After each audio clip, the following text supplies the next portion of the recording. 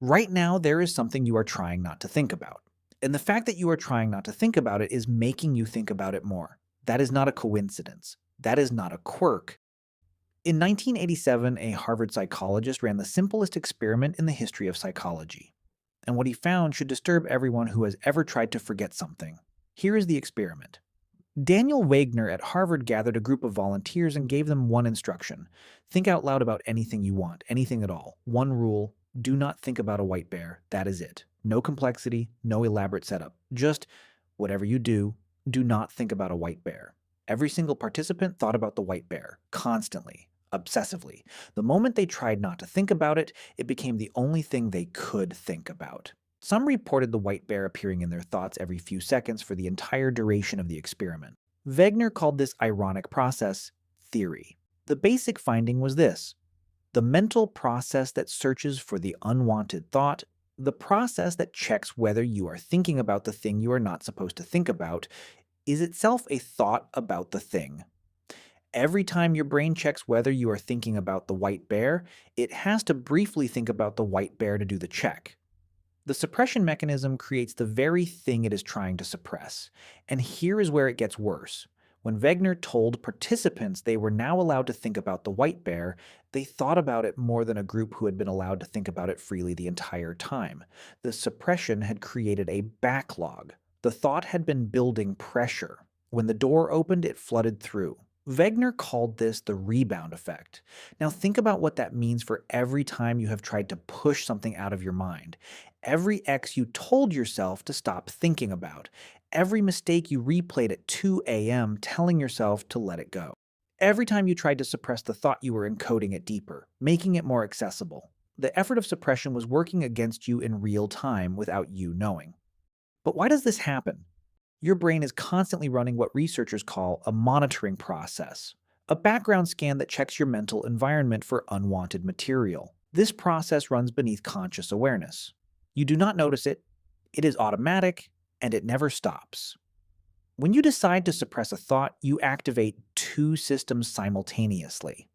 The first is a conscious, effortful system that actively redirects your attention away from the unwanted thought. The second is the monitoring process, an automatic, unconscious system that scans constantly for the very thought you are trying to avoid to check whether the suppression is working.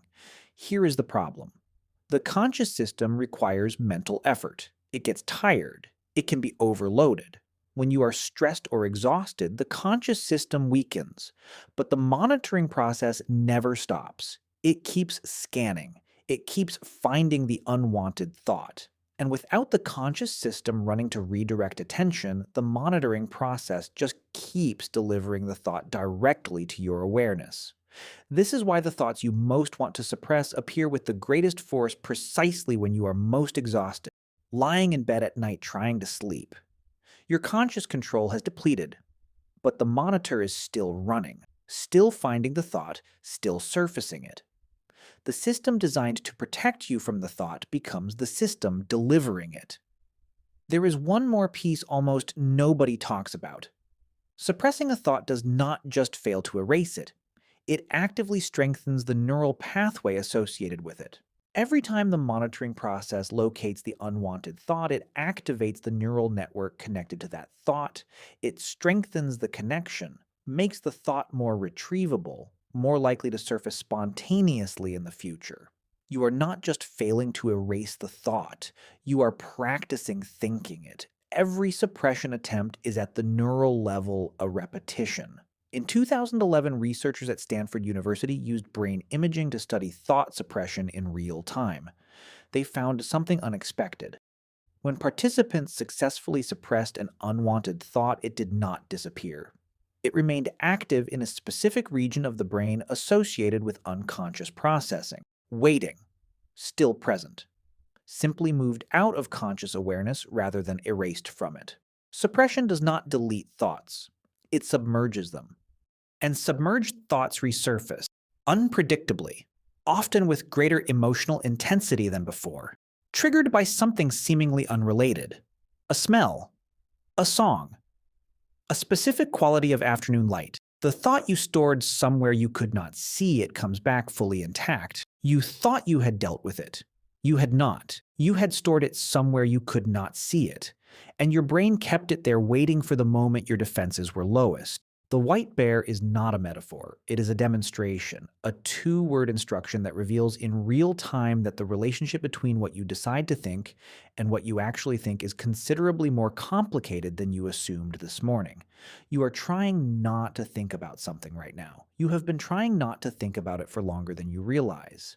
And the trying is the reason you cannot stop.